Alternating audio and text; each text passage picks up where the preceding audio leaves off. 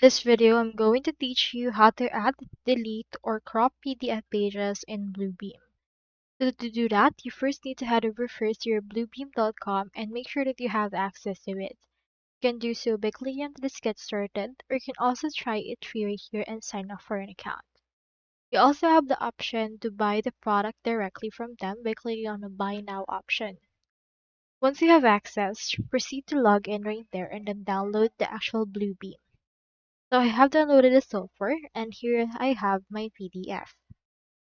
Now to add in here a blank page, you can just select wherein you want it to be inserted.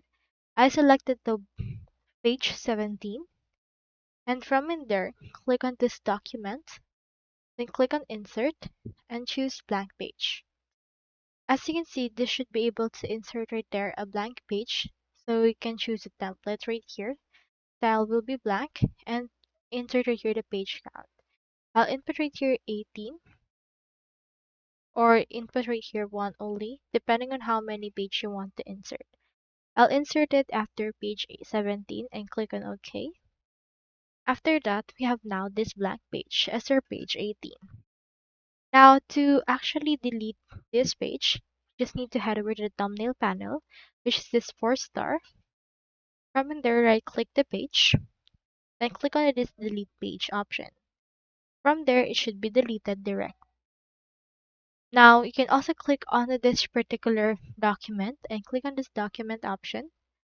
Then choose right here the option to delete it from here as well. Click on this right here in order to delete.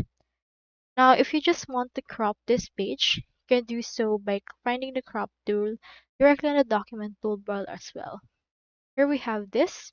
Proceed to click on this crop pages. After that, this should be able to be cropped. Just choose right here the page that you want to crop directly. Let's choose the current and save this directly. So that's all there is today, and I hope this video helped you out.